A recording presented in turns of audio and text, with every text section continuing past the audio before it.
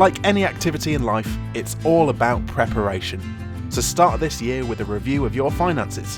2021 is the year to make things happen, so let's do it together. At the Nottingham, along with our trusted partners, there's not much we can't help you with when it comes to financial planning. From independent financial advice and prepaid funeral plans to will writing and estate planning services, we've got it covered. So call your nearest branch today to arrange a free initial meeting to discuss your savings, pensions and investments.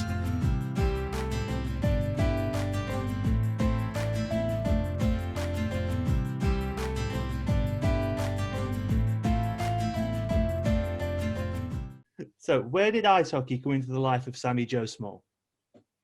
So I grew up in Winnipeg, Manitoba, which is right in the center of our country, where there's just a ton of outdoor ice. And so I actually started playing street hockey with my brother and his friends. And I had an older brother who kind of allowed me to play with him and his friends. And when I first asked to play real ice hockey, I was very fortunate that my parents were not hockey people, so they didn't really understand that at the time in Winnipeg, it was pretty much unacceptable for girls to play hockey. There was no girls hockey teams.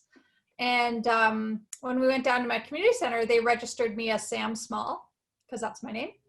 And they kind of waited for the other little girls to show up, like where were all the other little girls? But for me, I'd played with the street hockey with all these boys, so they were my friends and I was just loving it.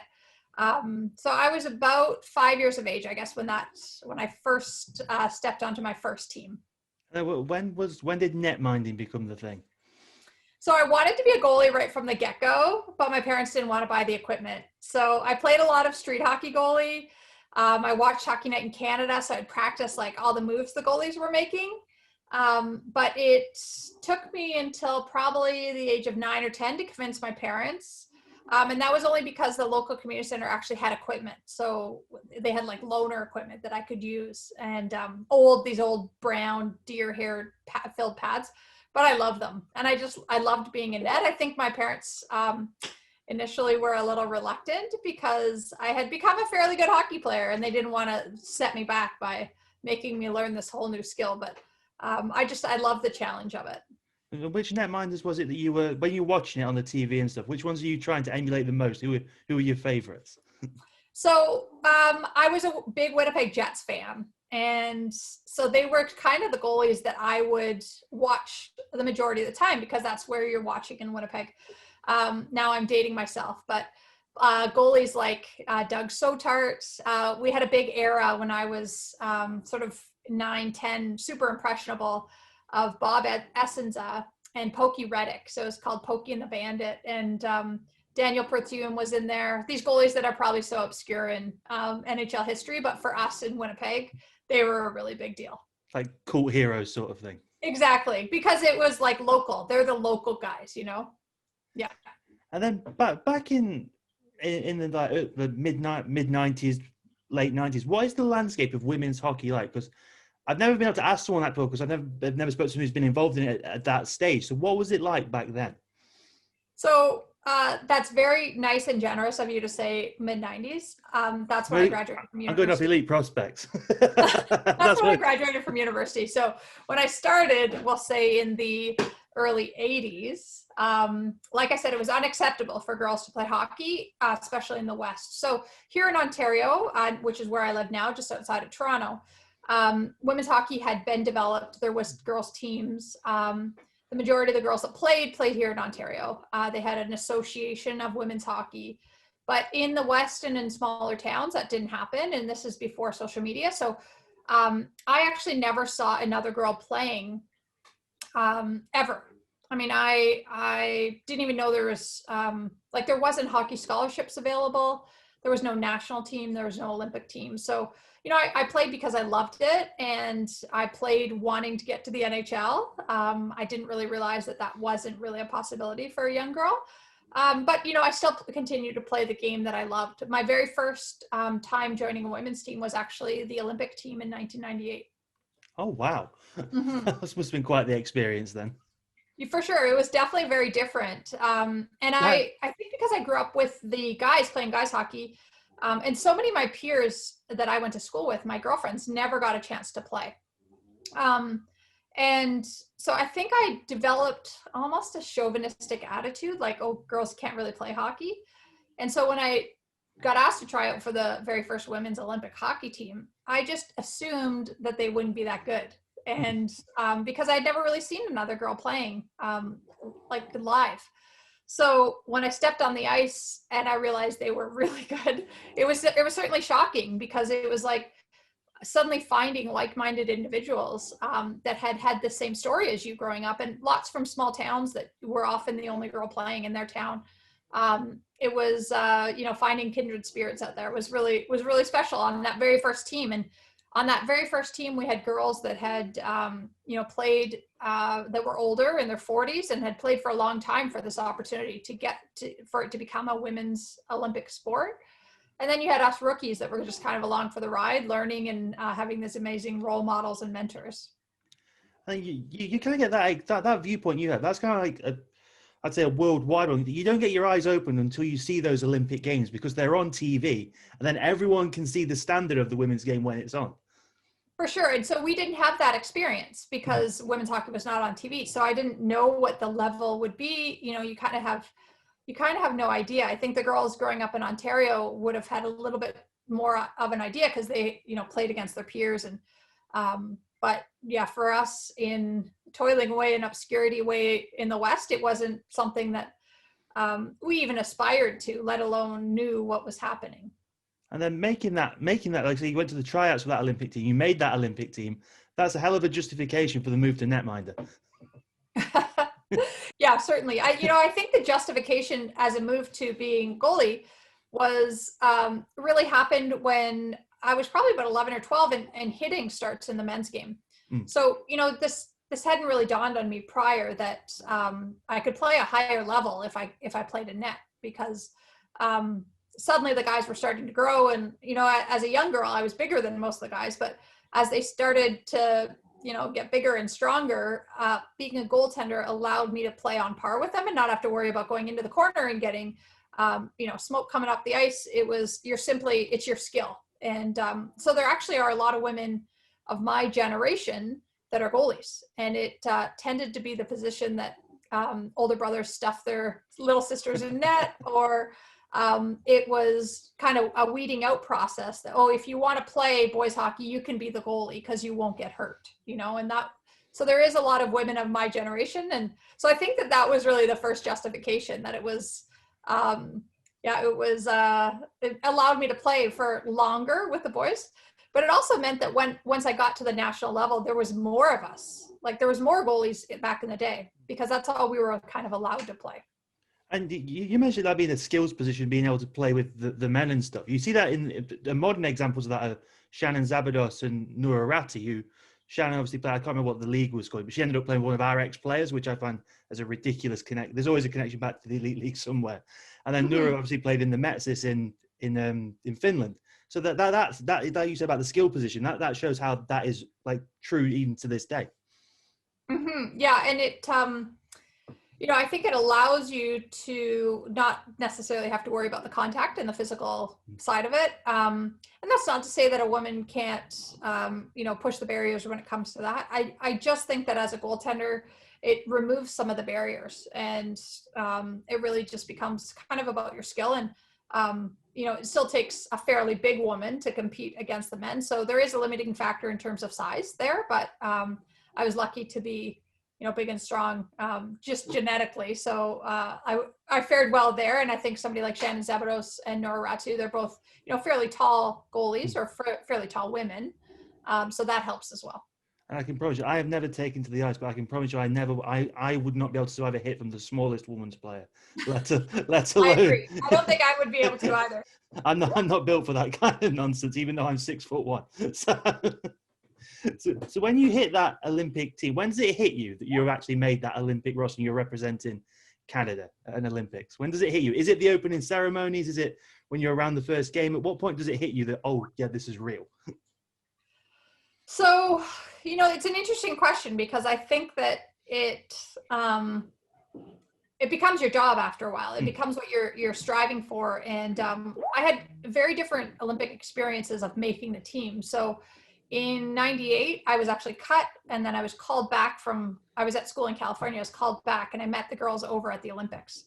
Oh, So wow. that was a real surreal experience, because I flew from San Francisco to Tokyo, and met the girls there, and then was a third string goalie. So, you're just kind of a tourist almost. You're practicing and you're working hard, but you're not playing in the games. And so I would say that the ceremonies of all the Olympics were the most special, because that's where there's no pressure. You can't mess it up. You just get to really experience what it's like to be at the Olympics. And so many memories come flooding back of growing up playing the game, the people that impacted you. That's really where it happens. I think when you're playing the games,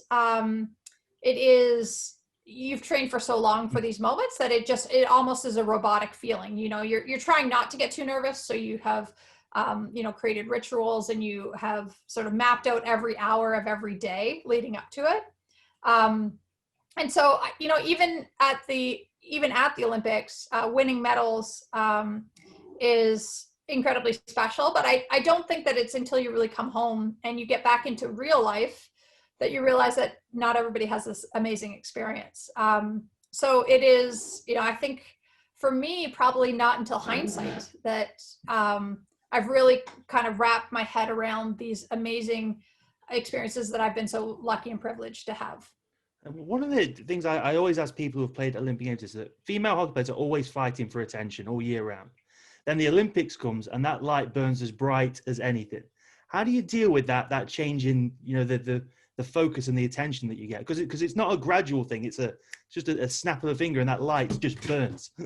For sure. Yeah. And I don't know how the girls nowadays do it, because we didn't do it with social media. So you get into the village, you're away from your friends and family, you're away from the media, you're being interviewed. But the games themselves, when we play in the Olympic venues, are often smaller than if we were to play in an NHL venue. So the amount of people in the game is actually not more than, what we would have experienced other places. So when you're in it and you're, in the Olympic bubble, you don't have a perspective of everything else and the millions of people that are watching you. That might be different nowadays, because the girls have social media. You can see, online, you can have your computer in the village. We didn't have access to any of that. So you don't really realize until you get home just how many people tuned in to watch you play. The interest level. Certainly, we knew there's more media. One whole side of an Olympic venue is media.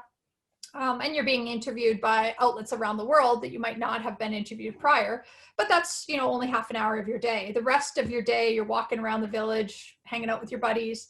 It doesn't seem like you're under quite the microscope that it might seem like from home. And like I said, it might be very different for the girls now. I don't know how they deal with some of that. Maybe they just choose to go into a blackout period where they're not checking social media. That's what I would do as an athlete, so that you could just really focus on what you've come to do. That's what I try to tell our players, but sometimes I see them liking negative comments about themselves. I'm like, please don't do that. Yeah, it probably can be such a rabbit hole. I can't even imagine. I'm glad that I went through it when I did. I can't. I've always said that if you're going to go after, it's got to be attack the performance, not the performer. That's got to be right. the rule of thumb when it comes to anything like that. Yeah, I always said that women's hockey would have made it when our performances started to get attacked, because really, throughout my era, and even I find nowadays that people are relatively nice to women's hockey. They don't know it well enough to know if a player is on their game or off their game. So they see it for the first time, and they write about that excitement. They write about the, US-Canada rivalry, but they might not know that such and such player was injured last game, or that this happened, or, so I feel like we still haven't really quite made it, because there isn't players getting torn down. So there isn't as much negativity. Not that I want that to be in the game by any means, but I certainly think that that's when we will have really made it and have a fan base. We're starting to develop a real fan base of bloggers and women's hockey fans on social media that really know the game inside and out, and know the players and know what they're supposed to do. So now it's just a matter of those women and those people being hired by mainstream outlets so that they can actually cover the game the way it should be covered. And that, like you say, people who know the game and stuff, like the way the game is trending now, the women's game is as close to the men's game as it's ever been, with, you know, the more the focus on speed and skill.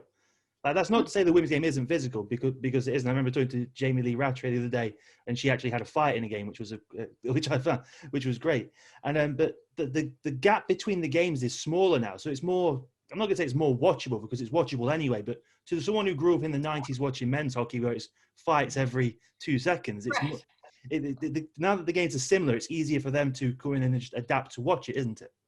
It's for sure easier to get new fans because the speed, the skill, they understand the game, but it is a different game, and it has different nuances that I think after you've been around it for longer, especially as a goaltender, there tends to be way more traffic in front because my D can't hit the person out from in front of the net. When you're playing men's hockey, a guy can step off the sideboards and take a shot at any point. But in women's hockey, that doesn't happen. We just don't have that strength. So they tend to get closer as a goaltender. They tend to be more accurate with their shots. And so those are the kind of nuances that, you need to watch a little bit more. Not you. I mean, people who are new to the game need to watch more hockey to kind of grasp the differences and really appreciate certain skills, like somebody like Jamie Lee Rattray, who has such skill in tight and has the ability from really the hash marks down to create chances. That might not be as visible in a men's game because she would get smoked doing it. You'd get hit right away. Somebody like Megan Bozak, who's big and strong and can use her strength and skill to push somebody off the puck in front of the net. As a defenseman, she played with me on the Toronto team for a while, and I valued her because she could do it without getting a penalty. So she could just sort of, own that zone while allowing the goaltender to see the puck. Whereas in men's hockey, she could probably just bowl right over somebody, but she can't in the women's game. So her ability to do it without getting a penalty is something that is so valuable. I loved listening to you say that then, because you had your GM's hat back on and you were talking through these different players then. That was fascinating. Mm-hmm. Yeah, I've seen and watched, and I think more than being a GM, I think I was just a backup goalie for such a long time that you get to watch a lot of these players. And then that first Olympics you go to, I'm jumping all over the place, like date-wise, because that's just what I do. I'm British, I blather on and you bluster through.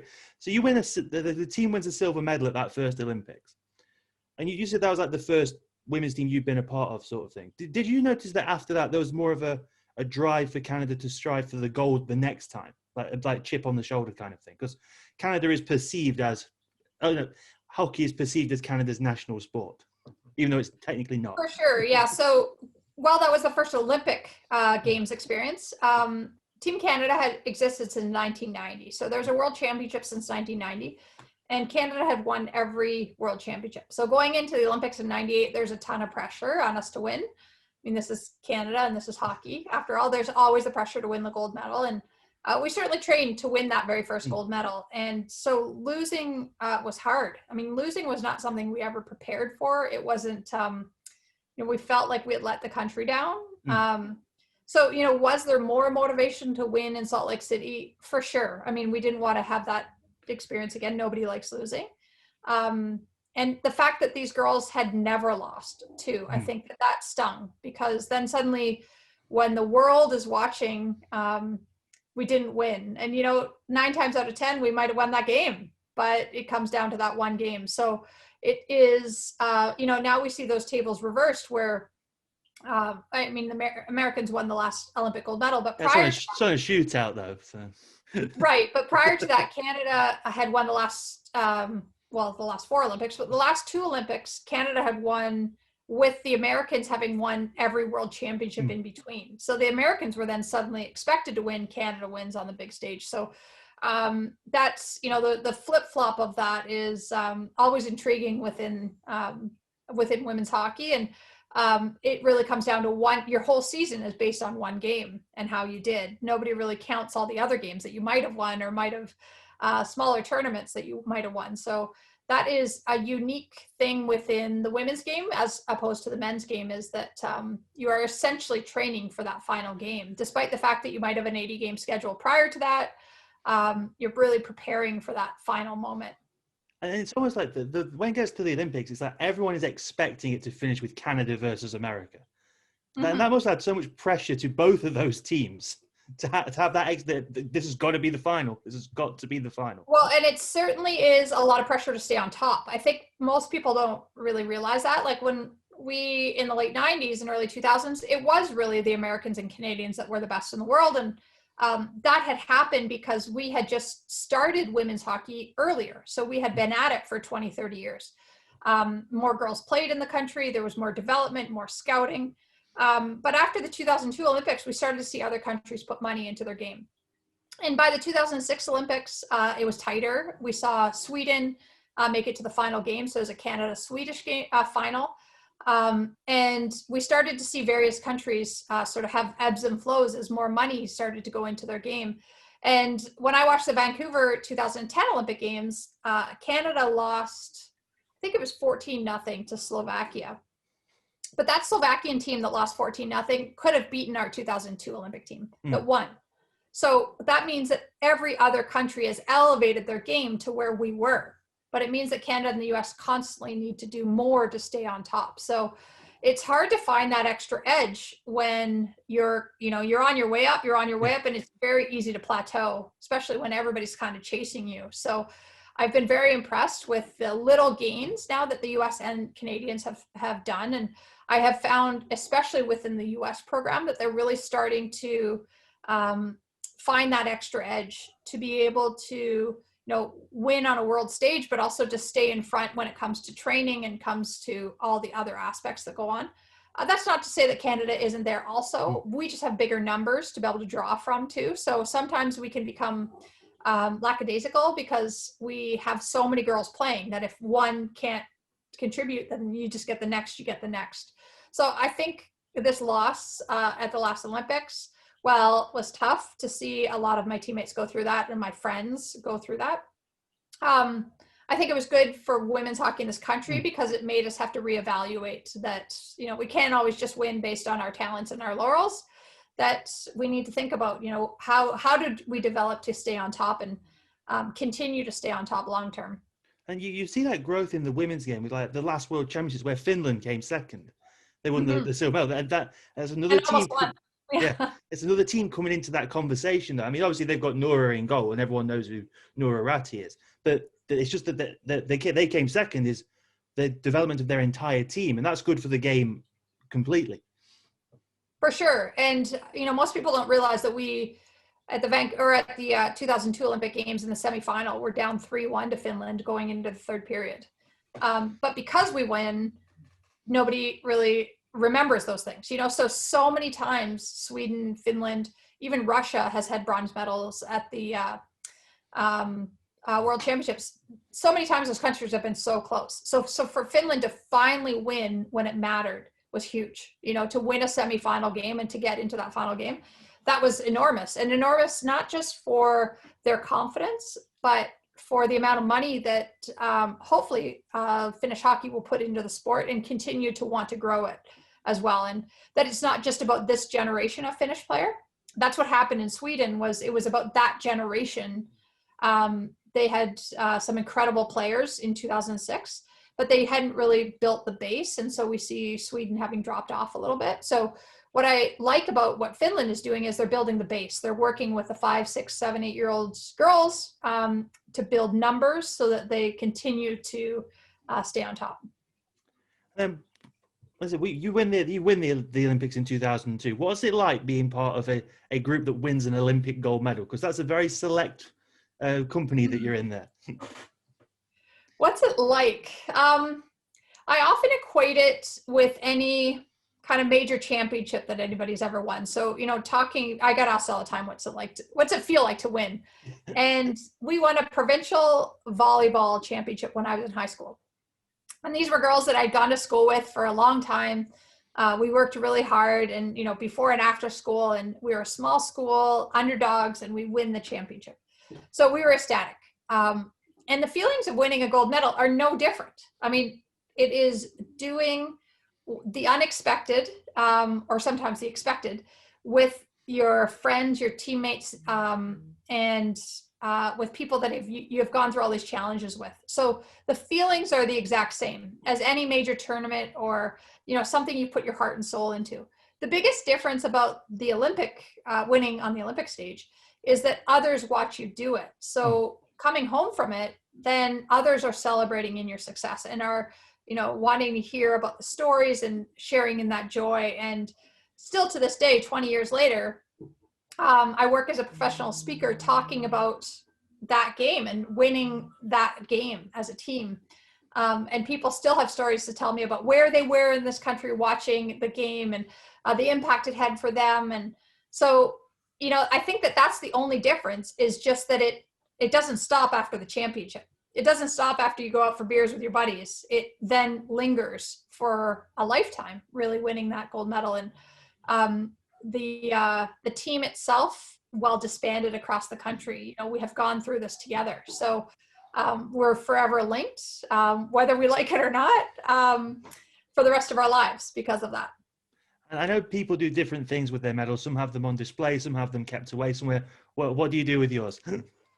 So I work as a professional speaker, so I do events, and so it's just in a bag. It's in a Crown Royal bag. Not that it came in a Crown Royal bag, but it easy to transport.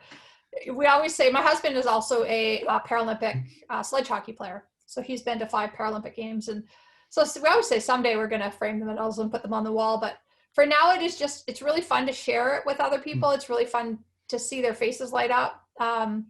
For us, it doesn't mean as much anymore. It's just an object, really. But when you see it in somebody else's hands, that's when all those memories come back. And so that's really special to be able to do that. I'm guessing it's when people, like you mentioned a minute ago, that when people are telling you those stories about where they were, is that what gives you the goosebumps when you hear those stories back from the other people?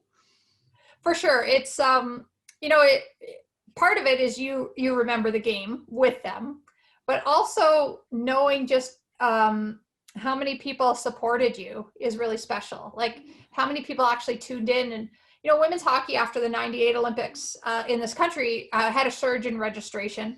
But we played in Japan, so it was in the middle of the night. Not too many people watched us play. They saw highlights, but it was really only the real female hockey fans or real hockey fans. Come Salt Lake City, when we finally were playing in prime time, it was the first time that a lot of people had ever seen women's hockey. And it was amazing to have so many people watch that game and it to be so close and to be such a great game. I think just, that just transformed women's hockey here in this country and made it acceptable. Prior to that, I think most parents would never have put their daughter into women's hockey.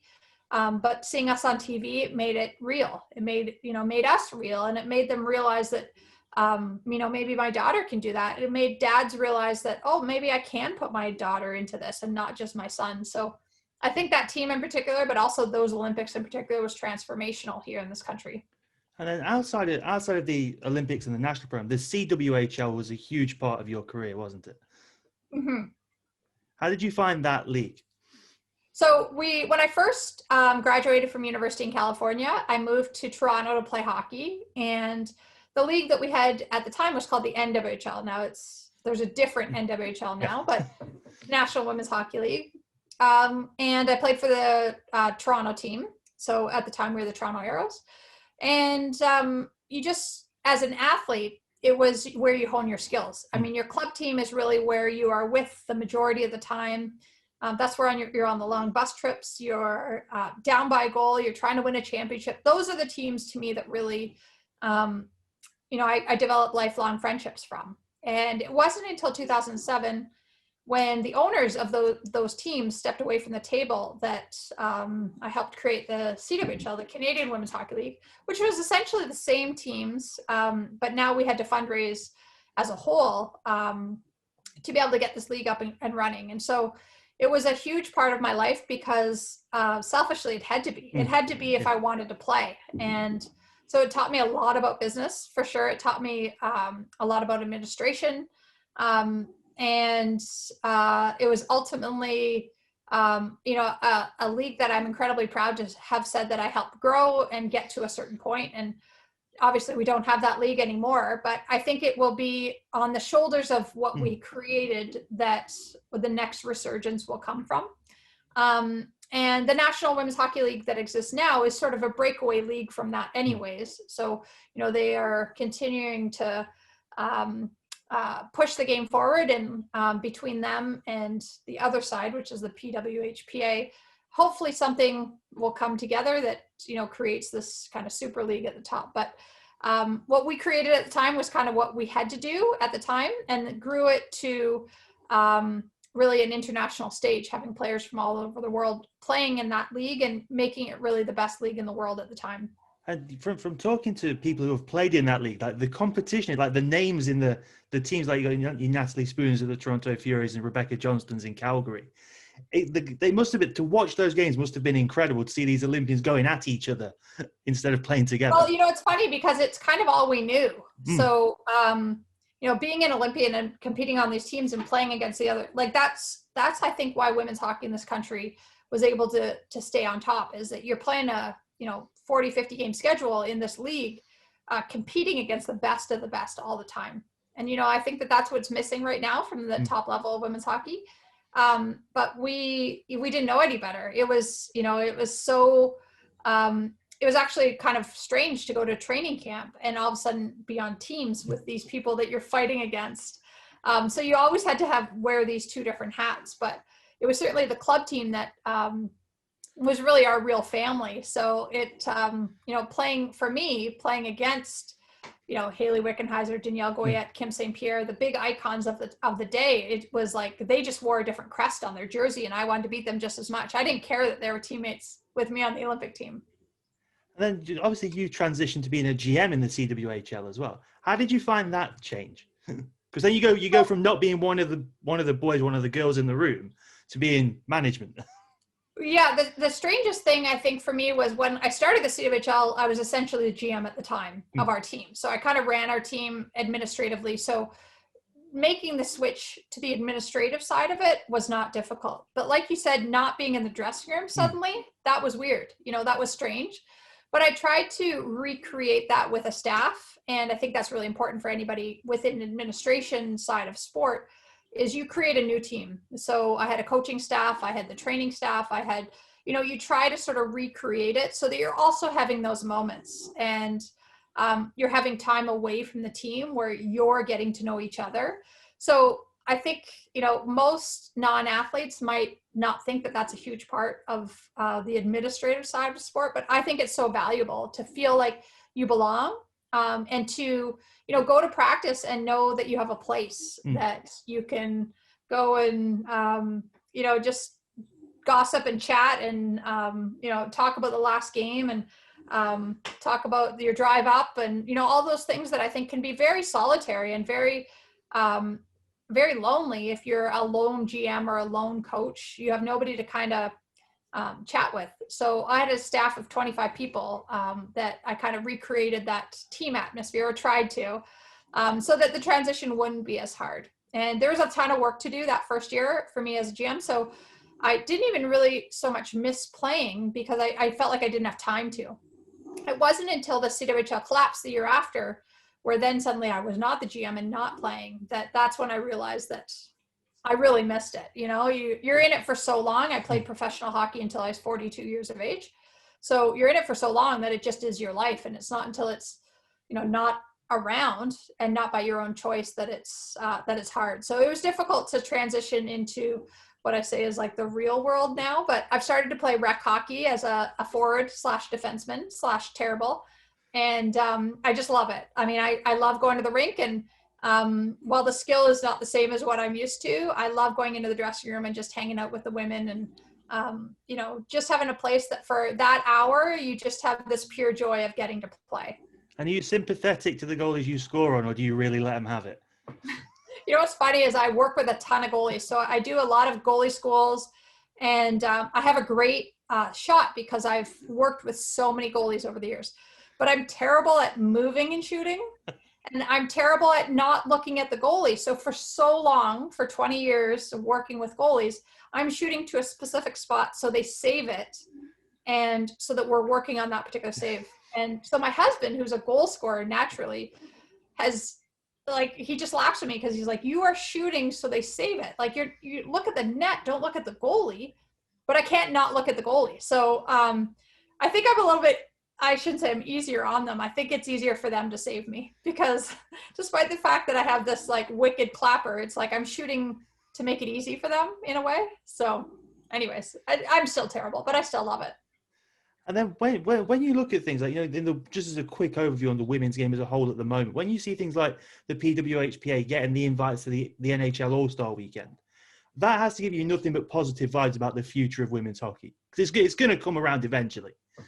Yeah, I mean, I think there's a lot of great things going on in the game. And I try not to take sides. I think what the PWHPA is doing is great. And, I think that they are, taking a stand for what they really believe in. Them being invited to the All-Star game was great. Some of the showcases have been really huge success for them.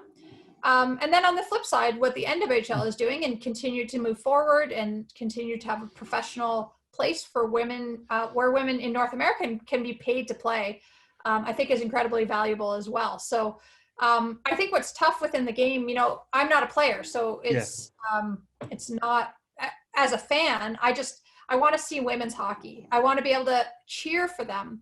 And I think what's hard right now is you don't know how to not have allegiances to one or the other. I just want to cheer for everybody. And so I'm hoping that the next iteration of whatever comes along is this amazing place where women can be paid a full salary to play, but also where me as a fan can get behind my local team and just, support them. Because that's what I'm looking for now as a retired athlete, is I just want to get behind a team and cheer for them. So I'm excited for that eventually. And there's a lot of great minds in the game. They'll figure it out. And the pandemic has perhaps set us back a little bit, but I'm excited for what will come. And I know that it'll be really great.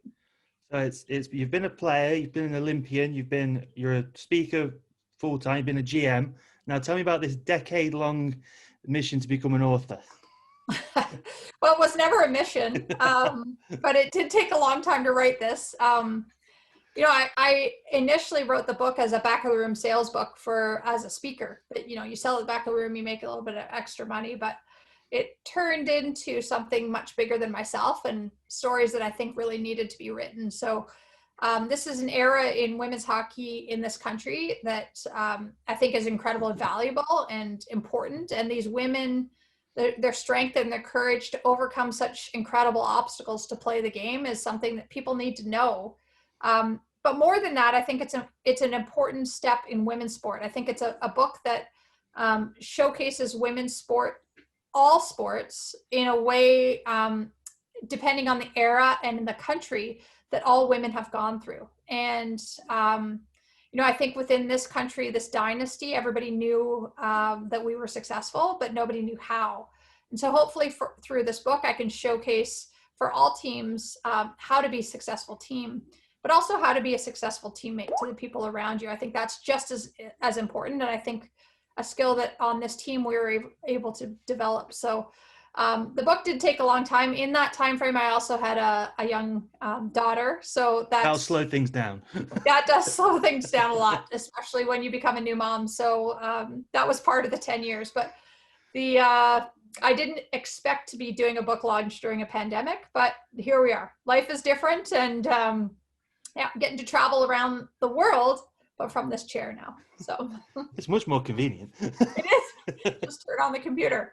Yeah. And I know you're a busy woman. I can't thank you enough for your time today, but I have one steadfast rule on here, is that we have the final part of this, every episode has to end on a laugh.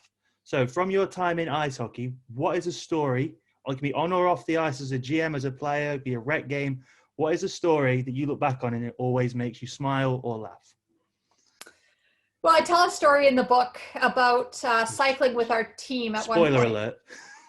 Spoiler alert, you should pick up the book. But I tell a story about cycling with our team.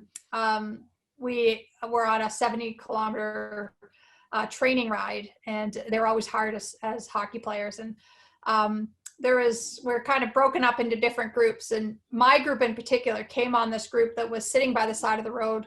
And one of the women on my team, one of the girls on my team, Vicky Sunhara, had run over a squirrel. And it had got lodged in her back spoke. And the player behind her got fur like all over her. And the hilarity of the situation is not that poor Vicky was an animal murderer, because it just, she couldn't even handle it.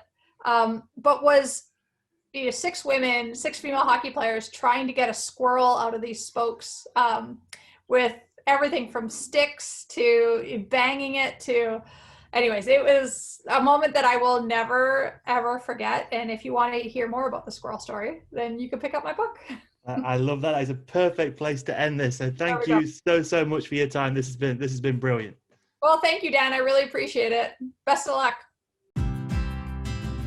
Like any activity in life, it's all about preparation. So start this year with a review of your finances. 2021 is the year to make things happen. So let's do it together. At the Nottingham, along with our trusted partners, there's not much we can't help you with when it comes to financial planning. From independent financial advice and prepaid funeral plans to will writing and estate planning services, we've got it covered. So call your nearest branch today to arrange a free initial meeting to discuss your savings, pensions and investments.